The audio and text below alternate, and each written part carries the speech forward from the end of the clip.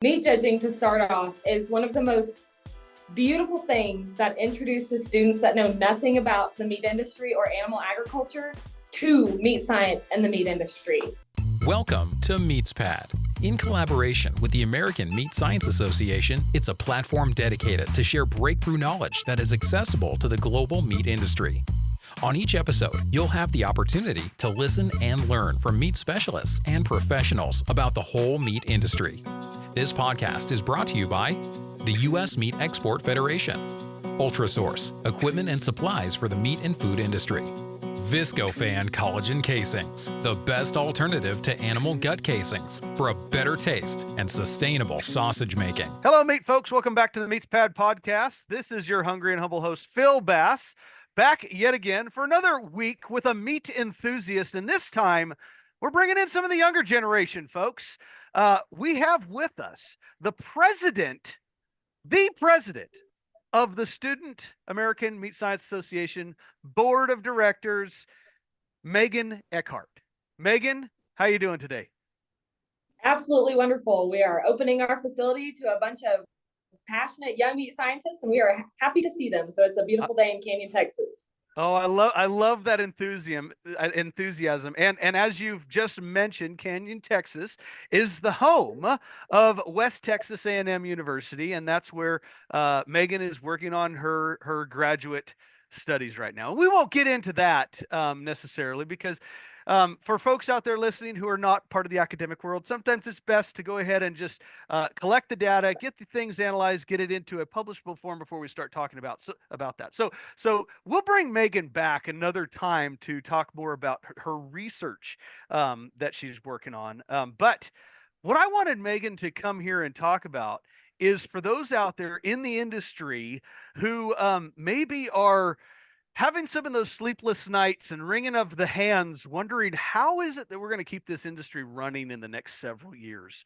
I like to talk about the business aspect of the industry regularly on this podcast. And part of that is making sure that we're bringing on the next set of leaders to help run the meat business. And so, Megan, you're going to be one of those leaders one of these days. And one of those things, first off, I want you, as the representative of the students of the American Meat Science Association, I do believe that you're well enough qualified to represent those students in maybe telling us a little bit about, as a young professional or soon to be young professional, what are your interests going forward, and what are some of the interests that would help bring in more folks to the industry, younger folks to the industry, and not just bring them in, but keep them there? Yeah, no, that's great. It opens up a lot of room for discussion.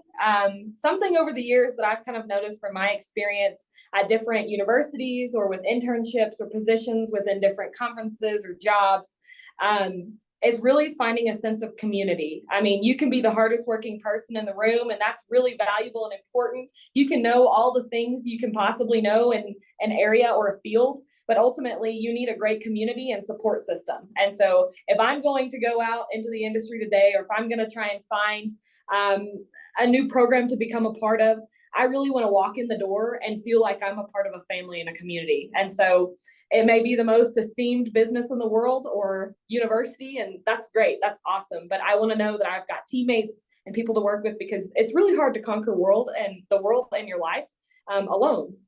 So people are important. Yeah, being part of a team, a functioning team is extremely valuable. And I see that pattern. I'm glad you said that, because I've seen that pattern in any size business that's out there. If there is a good sense of community and a sense of belonging by the employees, there's ownership, there's buy-in, there's a desire to be there at that point. And then it's one of those, and you've kind of alluded to this. It's nobody cares how much you know until they know how much you care. And I know that sounds a little cliche and a little touchy-feely, but gosh darn it, folks, we have to realize that people do want to be cared, and and want to be welcomed where it is that they're working. And sounds like you're doing that with your meats judging team right now, or at least I hope that's the community you're building. Yeah, absolutely. I wanted to add one more thing. So it's interesting when I look at my experience and the teams that I've been a part of, or the groups that I've been a part of at these different universities. You know, you clock in 8 a.m., you leave by 5 p.m. That's a typical work day. But I think back about all the really pleasant memories and awesome experiences I've had. There are many days that maybe we're not working, but we're all sitting in the office and it's 7 o'clock at night because we just got caught up talking about something or snacking on something, and we're just enjoying each other's company. And so that's really valuable to me. Yeah. Wow. I mean, that's really saying something. That means you have a team that you want to be a part of and want to be in the presence of. I know quite often I tell folks that when we're bringing someone on to our research team here at the University of Idaho, I spend more time seeing if that person is a good fit for the team, more so than spending time looking over their transcripts and their understanding of science, this, that, and the other. We'll teach that part. That's fine. And yeah, you have to have good grades to get into a graduate program, and you have to be competent in that category. But if you're not a good fit personality wise, that makes it a little difficult. And it seems like that's something that the younger crowd's looking at. And honestly, you guys are probably coming it from a more instinctual background, which is fantastic. And that's exactly what I wanted you to be telling the world right now, is that if it's not instinctual to try to build a sense of community and a well-functioning team, then we need to get there. And that's how we're going to bring the next set of leaders on. So cool. What so Megan, you're also helping to coach and have coached in the past a meats judging team. And first off, we've never really talked about that here on MeatsPad. And so I want you to just briefly tell the listeners out there who are unfamiliar with meats judging what that is. And tell me a little bit about your coaching personality and how you're coaching your peers. Okay, so this is probably, if I've ever been interviewed before, probably my favorite question.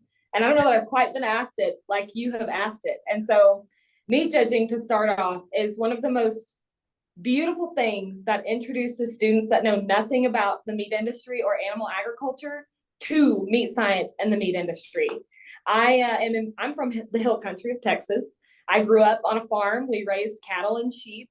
And I got to high school, and this ag teacher, he saw something in me and he said, I want her to be a part of my teams while she's here at Smithson Valley High School. And so he recruited me to be on some of his FFA teams, but then, of course, most importantly, he recruited me to be on his FFA meat judging team, which then turned into our 4-H meat judging team.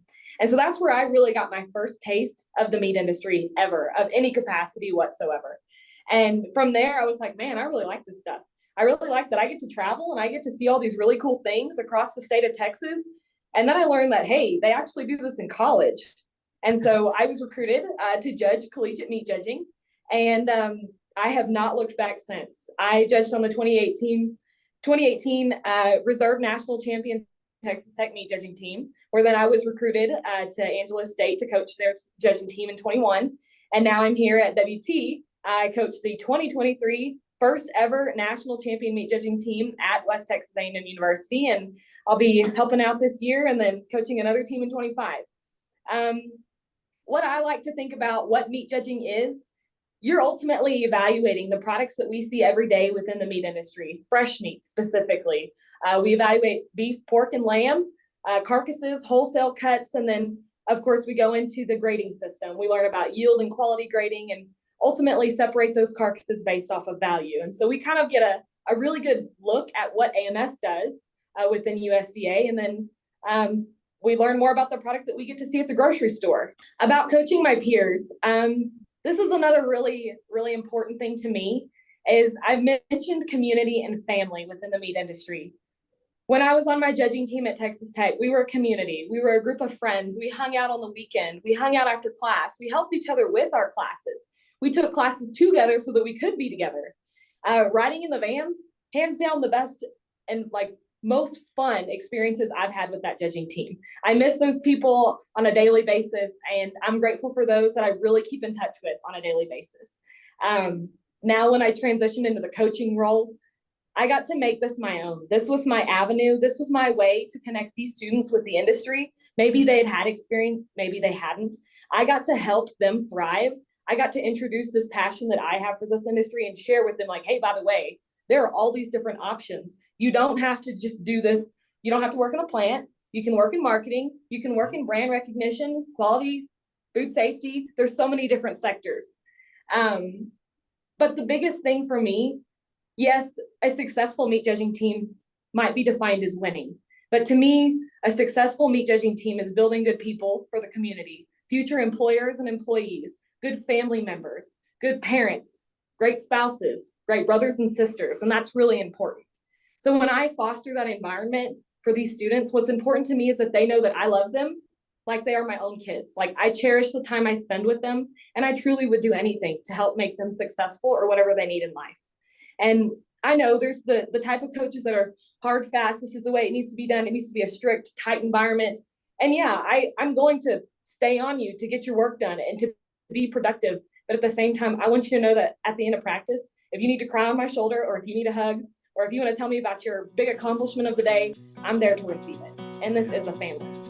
The mission of the USMEF is to increase the value and profitability of the U.S. beef, pork, and lamb industries by enhancing demand for their products in export markets to a dynamic partnership of all stakeholders. Simply put, USMEF is putting U.S. meat on the world's table. Oh my gosh. Well, you know, if there was any doubt whether or not Megan is the right person to be the president of the American Meat Science Association Student Board, then I think that has just eliminated all doubt. That is an amazing answer, and I want to follow up on that. I wrote something down here, and you've kind of alluded to it. How important is empowerment? Because you've mentioned, you know, there are teams that are very, very, very, very strict, and these are the guidelines, and there's no deviation from it. You must do this, this, and this. And I've started to learn over the years that, and I think General Patton said something like this: give a person a task, and you'd be surprised at what they'll do, and in a good way, right? I've really relied on empowering someone to say, here, I need you to do something. I need you to do a thing. And I've been so impressed by the results that come from that. And it's not always 100%. It's hard to relinquish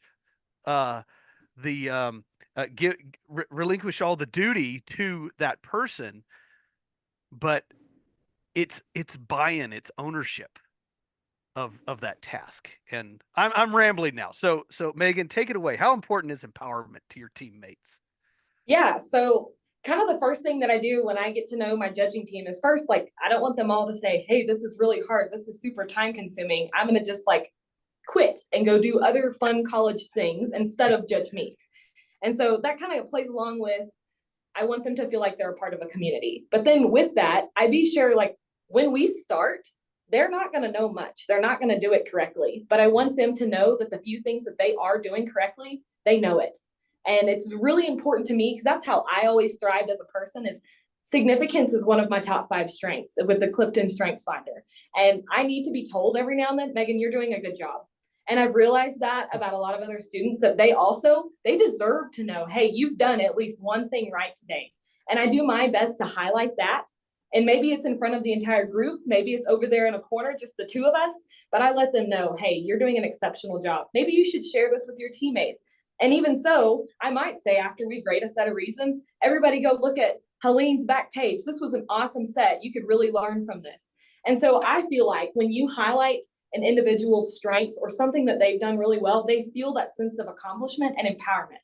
Knowing that I believe in them and knowing that I have confidence in them is only going to strengthen their confidence, and ultimately they will feel empowered. Yeah. Yeah. Highlighting high points. I mean, that's so important, and reminding folks that they do matter, and their contribution to the team, no matter the position, is so critical. And for the business operators out there, I can't stress enough how important it is for, if you're one of the big wig leaders, show up and be present and go shake hands of even all the way down to the newly hired person that's running the squeegee on the floor. Just tell them that they matter and remind them of how they're helping make the business run better or make the team run better. And they're going to want to stick around. That's a big part of this employment and labor shortage right now, is people, they're going to stick around if they want to and they feel like that they belong. And that's probably what you're saying with your team. Is that right? Absolutely, yes. And it's actually funny. Before this, I was kind of chit-chatting with our Meat Lab manager here, and I was kind of asking and questioning him on some values of what he thinks in a workplace environment. And he's like, I've worked at this Meat Lab since I was the freshman undergrad. I was the low man on the totem pole, and now he's risen to be a graduate student and now running the facility. It is important to acknowledge that these people have done their job well. They need to be told, I'm grateful you're here, job well done. And we reward them for their hard work. And I think that's incredibly valuable. Yeah. The old business model of, well, you got paid, that's your reward. It's nice, but it's not sustainable. And I promise everybody out there listening that you can get a lot more out of people by telling them thank you, than just making sure that they have that paycheck. Although the paycheck's pretty darn important too. Don't skimp on that side, but telling people that they matter, they're of value to the team, is just as important. And gosh, I'd almost say it's even more important in some cases. So that's pretty cool. I want to ask, you've already mentioned it, but let's just make sure we cover all the bases. How did you get involved in meat science? You talked about your high school experience, but what led you to wanting to go all the way for a PhD in meat science? No, that's even better, because I have a way that I initially got started, but the thing that really sent me home, I'll get to that. So as I mentioned, I judged meats in high school, and I was recruited and went off to judge collegiate meat judging, and of course stayed really involved with coaching. And I love the people. I love the competition, the spirit, what it does to students to really get them fired up about meat science. I was a freshman when I had an upperclassman come up to me and say, hey, what are you doing this summer? You should stick around, you should attend this conference, but then secondly, you should compete on our meat science quiz bowl team. All right, so this is where I feel really guilty when I admit this, because I probably have been more involved with meat judging than anything else in my life. But something that I might just love just a little bit more than meat judging, which I didn't think was possible, is meat science quiz bowl. And so I competed on the quiz bowl team for 3 years while I was at Tech. We were reserve my second year that I had competed in Colorado. Well, I guess that was the year before, the second year that I competed. And I remember I was just heartbroken, and I cried. I was so upset. But I came back, and that next year I was fired up, and 2 of the teammates I had already competed with for the first 3 years, and our third teammate was on their second year, and then I was there. So it was a well-seasoned team. And I was like, all right, this year, that was the year we went to Colorado. I said, we're going to do it. We're going to win it this year. And we worked incredibly hard. And I know more today as a graduate student about meat science because of my experience with Quiz Bowl. And I have thoroughly enjoyed learning this type of material and this knowledge, and really it could be anything, but in that environment of competition and spirit where it was just like, I get to do this with my friends every day, and I get to go and showcase my knowledge in front of people and hopefully educate others. I loved it when I was a competitor. And then of course I lost my eligibility when we finally won my third year that I competed. I went on and I'm like, all right, we've got to continue this. We've just got to keep putting this forward. And I coached the Quiz Bowl team for 2 years while I was at Angelo State. And then I've coached the Quiz Bowl team here at WT now for my second year. And to watch their light bulbs come on when I am teaching them about meat science, and we're talking about meat color or muscle to meat or the sarcomere, it's really great. It was really funny. I was talking to a girl the other day, and I was teaching her this concept, and when she finally got it, I saw the light bulb come on, and I've got to say that was the like fluorescent light bulb. It was the largest light bulb I've ever seen in my life, but it was so fulfilling. It was awesome. And that was one of those things where it really showed me that I love working with students, and I love teaching, and I love the science behind the meat industry. And I want to keep putting forth that so that we have wholesome products out in the meat industry, high quality cuts, and we have people that we can fill the industry with.